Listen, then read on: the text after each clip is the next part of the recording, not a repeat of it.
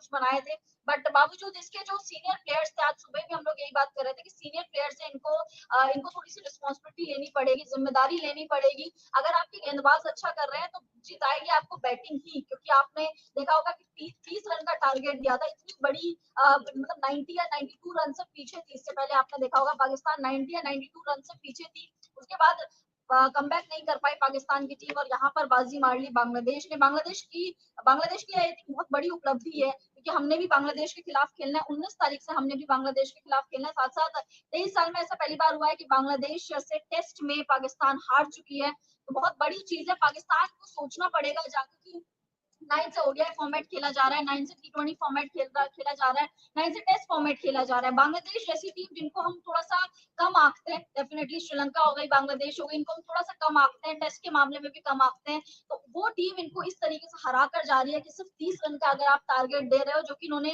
चुटकी बजाते ही खत्म कर दिया, मतलब आधे घंटे के अंदर ये मैच निपटा कर रख दिया था बांग्लादेश की टीम ने। तो बहुत बड़ा सेटबैक है पाकिस्तान टीम के लिए, जिस तरीके से इन्होंने परफॉर्म करा है। आप 4 तेज गेंदबाजों के साथ खेल रहे हैं। रावलपिंडी जो एक गढ़ माना जाता है, रावलपिंडी जिसकी कंडीशन से बहुत ज्यादा वाकिफ है पाकिस्तान की पूरी टीम, इनका घर है ये, जहां पर बहुत ज्यादा कॉन्फिडेंट फील करते हैं। इसी रावलपिंडी में अगर बांग्लादेश की टीम इनको हरा कर जा रही है, शर्मनाक हार इनको मिल रही है, तो आई थिंक ये सोचने वाली बात होगी। साथ साथ कोच जो अभी अभी नए बने हैं गैरी क्रिस्टो, इनको भी सोचना पड़ेगा कि भाई किस तरीके से इनको अब चलाना है, क्योंकि बहुत ज्यादा दिक्कत होने वाली है पाकिस्तान को। WTC फाइनल के पॉइंट्स टेबल में काफी ज्यादा इनको नुकसान हुआ है, और बांग्लादेश से भारत को भी अब डरना पड़ेगा, क्योंकि 19 तारीख से बांग्लादेश के खिलाफ हमने सीरीज खेलनी है, और रावलपिंडी में जैसी कंडीशंस है वैसी कंडीशंस आपको भारत में भी मिलने वाली, क्योंकि एशियन पिचेस है, एशियन पिचेस में ऐसा ही कुछ हाल होने वाला है। तो अगर बैटिंग कोलैप्स कर गई हमारी भी, टीम इंडिया की भी, तो दिक्कतें होने वाली, क्योंकि आप बांग्लादेश को डेफिनेटली आप अंडरडॉग टीम बिल्कुल भी नहीं समझ सकते,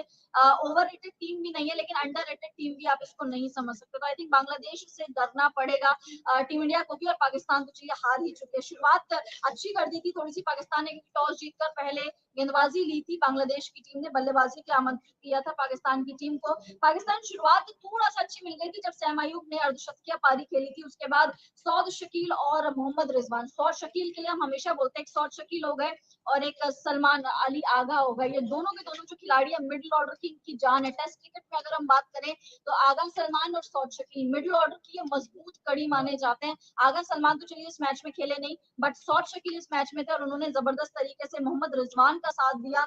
इन्होंने भी 150 के अराउंड रन बनाए, साथ साथ 171 रन जो है रिजवान ने बनाए। तो आई थिंक रिजवान और सौद शकील ने पहली पारी बचा ली थी, 448 रन इन्होंने बना दिया था। उसके बाद दूसरी पारी में 565 रन बनाकर बांग्लादेश ने सभी को चौंका दिया था, जब मुशफिकुर रहीम का बिल्कुल दोहरा शतक आने ही वाला था, चूक गए, बट मुशफिकुर रहीम की तारीफ करनी पड़ी, क्योंकि इंजर्ड भी हुए थे, आपने देखा होगा इंजरी से जूझ भी रहे थे, इंजरी के बाद ये वापस लौटे हैं और जबरदस्त तरीके से इन्होंने कमबैक करा है, तो इनकी तारीफ बनती है। साथ साथ शंटू की तारीफ बनती है, हालांकि बल्ले से कुछ कमाल नहीं कर पाए, लेकिन कप्तान की भूमिका इन्होंने निभाई है। इनको पता था कि स्पिनर के आगे फंसते हुए नजर आएंगे पाकिस्तान, और पाकिस्तान देखिए इतनी लाचार टीम है, इतनी खराब टीम है कि पाकिस्तान 4 तेज गेंदबाजों के साथ खेल रही है। स्पिनर इन्होंने पहली बार खिलाया ही नहीं, मतलब आप सोचिए एशियन पिचेस में मोनू आप स्पिनर को नहीं मौका दे रहे हो, आप एशियन पिचेस में तेज गेंदबाजों को मौका दे रहे हो, तो ऐसे कैसे चलेगा यार। स्पिनर एक तो खिलाते, एटलीस्ट 4 आप तेज गेंदबाजों को खिला रहे हो, स्पिनर आप खिला ही नहीं रहे हो। और बांग्लादेश ने ये मैच जो है स्पिनर्स के दम पर ही जीता है, ये मैच बांग्लादेश की टीम ने जो जीता है स्पिनर्स के दम पर और अपनी बल्लेबाजी के दम पर जीता है। तो आई थिंक यहाँ पर दिक्कत वाली बात है पाकिस्तान के लिए कि एक तो आपने बैटिंग में आप कोलैप्स कर गए, बट इससे भी बड़ी गलती ये थी कि आपने इतिहास में पहली बार ऐसा किया कि आपने 4 तेज गेंदबाजों, 4 सीमर्स के साथ आप गए हैं और आपने एक भी फ्रंट लाइन स्पिनर नहीं खिलाया है। तो आई थिंक पाकिस्तान को सोचना पड़ेगा कि तेज गेंदबाज भले ही ताकत है, बट इनका क्या करेंगे। बाबर आजम ना इनसे ओडीआई खेला जा रहा है, ना इनसे टी20 खेला जा रहा है, ना इनसे टेस्ट मैच खेला जा रहा है। टेस्ट में तो ओपन भी नहीं करते, नीचे आते मिडिल ऑर्डर में। आउट होने का तरीका, आउट होने का तरीका, आउट होने का तरीका, आउट ऑफ फॉर्म है, और आउट ऑफ फॉर्म कोई बैट्समैन हो तो फिर उसके मन में इतने सारे सवाल हो जाते हैं कि आगे गेंद को पीछे खेलो, पीछे गेंद को आगे खेलो, और ऐसा ही हाल बहुत ही अंदर, मतलब कि इनका तो कॉन्फिडेंस कहीं दिखा ही नहीं मुझे पूरे मैच में। और जहां तक एक बार ऐसा भी हुआ था मैच में कि शान सुनी हो गए थे बीच मैच में, कहाँ सुनी हो गई थी, तो कहीं ना कहीं जब हार से हाहाकार इस वक्त पाकिस्तान में। क्योंकि देखिए दोस्तों, ये पहली हार है इतिहास में, बांग्लादेश ने पहली बार हराया है पाकिस्तान को, और इस तरीके से हराया है। उनके घर में जाकर रौंदा है ना? ये बिल्कुल। कह सकते हैं। हराया नहीं है, रौंदा है, मतलब बिल्कुल, शर्मनाक खा दिया। 10 विकेट से, मतलब 10 विकेट से, और 30 रन का आप मामूल से टारगेट देते हैं आप बांग्लादेश की आधे टीम घंटे को। में खत्म हो गया आधे घंटे में मैच आधे खत्म हो घंटे गया, मैच और कहीं न कहीं सोच रहे होंगे, हे प्रभु, हे जगन्नाथ, हे राम, क्या हो गया ये? और अब ये सोचना पड़ेगा हाँ। कि क्यों आप अपने तेज गेंदबाजों के दम पर बहुत ज्यादा उछलती है पाकिस्तान की टीम, और उन्हीं गेंदबाजों ने गेंदबाजों ने फिर भी थोड़ा ठीक करा है, बट स्पिनर्स को ना खिलाना, फिर बैटिंग कोलैप्स कर जाना। पांड्या, आपको लगता है इसी पिच के ऊपर अगर इंडिया खेलता रावलपिंडी में, हम तो 900 बना देते? हम 900 हैं? बनाए थे, बट फिर भी अभी बांग्लादेश क्योंकि को हम, मिला, कभी हमने भी खेलना है, और लेकिन ऐसी कंडीशन में बिल्कुल। खेलना है, तो डर बहुत ज्यादा लग रहा है बांग्लादेश से। बांग्लादेश की जो बैटिंग है ना, जिसमें लिटन दास, आई थिंक लिटन दास ने बड़ा अच्छी बैटिंग की बिल्कुल। उन्होंने, आई थिंक हो सकता है टर्निंग पॉइंट वही हो।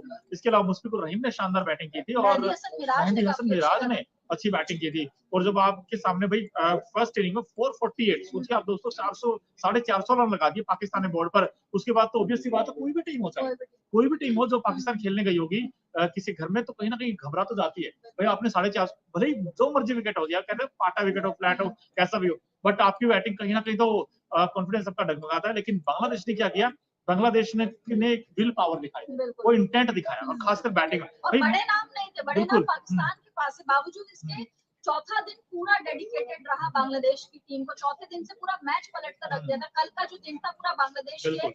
नाम था, मतलब पूरा बांग्लादेश ने अपने खाते में कर लिया था। तो आज लग ही रहा था कि पार्टनरशिप जो हुई थी, बिल्कुल देखिए, मुशफिकुर रहीम और मेहदी हसन मिराज की जो पार्टनरशिप हुई थी, उसका लिटन दास और मुशफिकुर रहीम की जो पार्टनरशिप हुई थी, उसने कहीं ना कहीं मैच को बचा लिया था और मैच बना दिया था। बांग्लादेश के लिए बहुत बड़ी उपलब्धि है कि शाकिब अल हसन नहीं है, बट बावजूद इसके शाकिब अल हसन के बिना ही किस तरीके से परफॉर्म कर रहे हैं, ये बढ़िया चीज है। आई थिंक इनको स्पिनर्स के खिलाफ खेलना चाहिए था, स्पिनर्स के साथ खेलना चाहिए था, माफ कीजिए। पाकिस्तान को 4-4 आप फ्रंट लाइन जो है सीमर्स लेकर नहीं जा सकते एशियन पिचेस में, और जैसे कि उन्होंने बताया, अब 450 के अराउंड रन बना रहे हो ऐसी पिचेस में जहां पर 800-900 रन बन जाते हैं, पाटा विकेट है। अब्दुल्ला शफीक की बात करें, 37 रन इन्होंने बनाए, 86 गेंदों का सामना किया।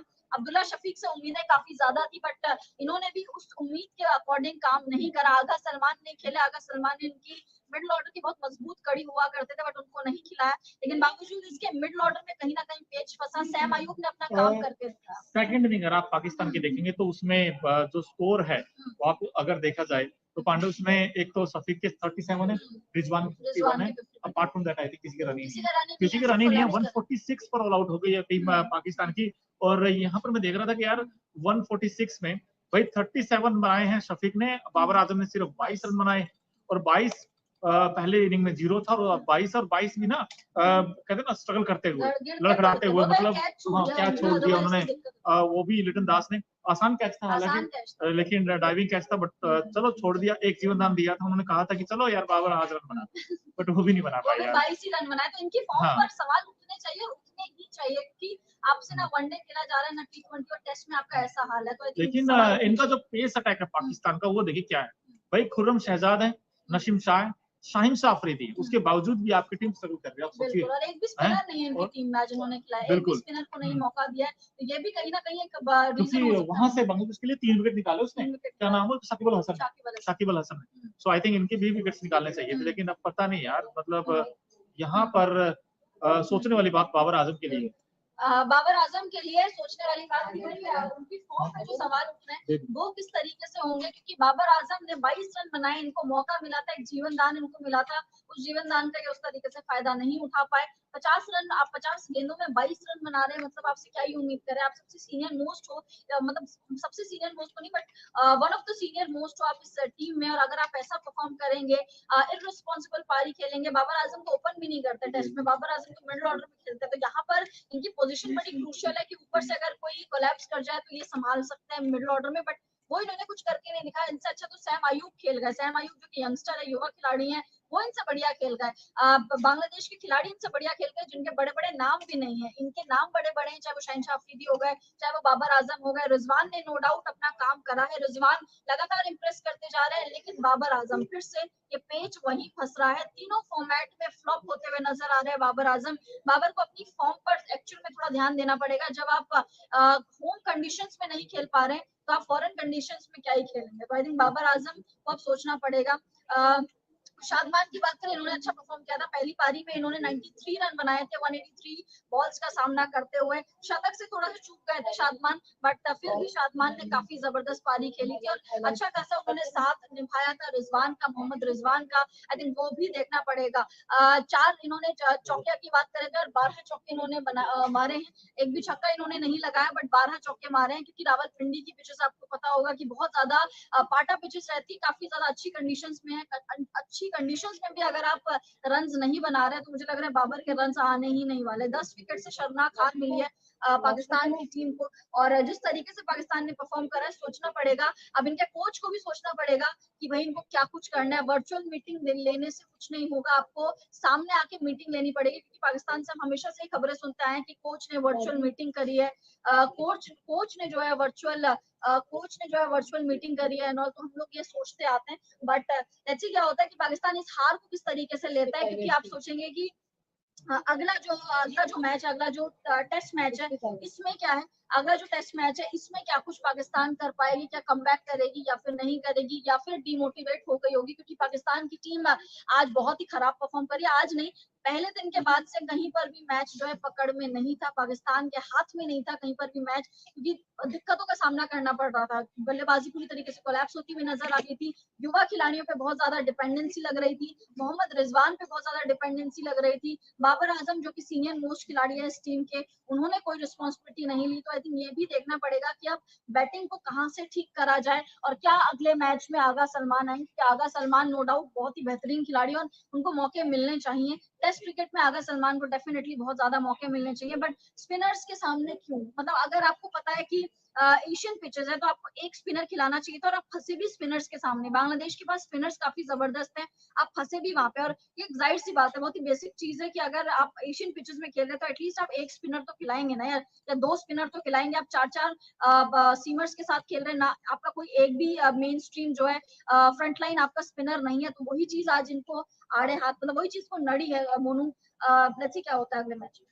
बिल्कुल, लेकिन यहाँ पर आपको बता दें बांग्लादेश ने 2001 से टेस्ट क्रिकेट में डेब्यू किया था, और तब से अब तक उसने पाकिस्तान के खिलाफ 15 टेस्ट मैचेस खेले थे, जिसमें पहली बार उन्होंने ये जीत हासिल की। आई थिंक बहुत बड़ी जीत इस टीम के लिए, और 12 मुकाबलों में उन्होंने हार झेली है, और एक मैच ड्रॉ रहा था और एक मैच रद्द हो गया था। बट आज का ये जो मैच था, इनफैक्ट इसमें तारीफ करनी चाहिए पूरी बांग्लादेश टीम की, और जिस तरीके की उनकी बॉलिंग थी, बैटिंग थी, और तीनों डिपार्टमेंट सुपर हिट थे उनके, और इसीलिए वो टीम भाई 21 नहीं, वो तो 50 साबित हुई, और यहाँ पाकिस्तान की टीम सिर्फ 20 रह गई। और यहाँ पर दुख इसलिए आता है, पाकिस्तान के जितने फैंस हैं वो सोच रहे होंगे कि यार हमें दुख इस बात पे कि हमें घर में हरा दिया। सोचो, हमें घर में हरा दिया।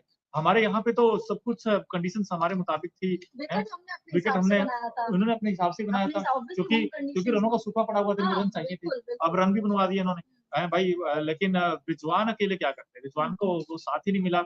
और यहाँ पर बांग्लादेश की जो बैटिंग थी वो भाई जबरदस्त हुई है, नो डाउट। और सेकंड इनिंग में भी देखिए आप 30 बनाए और बिना कोई विकेट खोए, और उसी विकेट के ऊपर, जिस विकेट के ऊपर पाकिस्तान की बैटिंग स्ट्रगल कर रही थी, और शाकिब अल हसन के जो 3 विकेट निकाले बड़े इंपॉर्टेंट थे।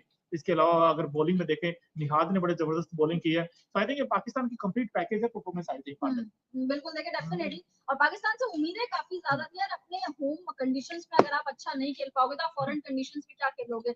आज भी हम लोग जब उन्होंने देख रहे थे तो लंच टाइम तक 106 रन उन्होंने बनाए थे, और 6 विकेट हो चुके थे। लंच तक उनके 6 विकेट जा चुके थे। आप सोचिए, लंच टाइम तक अभी 2 इनिंग्स बाकी थी, 2 सेशंस बाकी थे लंच के बाद। लंच के टाइम पे ही ये पूरी टीम ढेर हो गई थी, तो लग रहा था यार टी तक तो ये पहुंचेंगे नहीं, चाय पीने तक तो पूरी टीम निपट जाएगी, तो चाय तक पहुंचा ही नहीं सेशन। अगर आज पूरा खेल लेते मोनू तो लगता है शायद ड्रॉ भी करवा सकते थे। अगर जीतते नहीं तो मैच ड्रॉ करवा लेते, बस आपको पूरा दिन खेलना था, पूरा दिन चलाना था, बट वो भी नहीं हो पाया। तो आई थिंक अब अगला जो मैच है, वो आखिरी जो टेस्ट मैच है, वो पाकिस्तान के लिए इंपॉर्टेंस रखेगा, क्योंकि कराची में, बिल्कुल अगला जो मैच है कराची में, वो इंपॉर्टेंस रखेगा, क्योंकि अगर आपको पॉइंट्स टेबल में इजाफा पाना है तो भैया वहां पे कुछ कमाल करना। अब तो मुश्किल है, बहुत ज्यादा मुश्किल है, क्योंकि पाकिस्तान के लिए ही एक मौका था कि आप दोनों टेस्ट जीतिए, एंड देन फिर आप उसके बाद क्वालिफाई कीजिए। आई थिंक 9 मैचों में तुमको 7 जीतना। अब एक तो ये हारी गए पहला, मुहूर्त तो हो गया हार से। अच्छा, उसके बाद हमेशा का है पाकिस्तान, अब इनकी कुछ टाइम से अब जो इनकी सीरीज बची है वो इंग्लैंड के साथ है। इंग्लैंड छोड़ देगा इनको? नहीं छोड़ेगा। यहीं पे था कि बांग्लादेश को हरा दिया। यहाँ पे एक मौका था, गोल्डन अपॉर्चुनिटी थी, बट उन्होंने, लेकिन बांग्लादेश, अब बांग्लादेश तो इंडिया को डरना होगा भाई। बांग्लादेश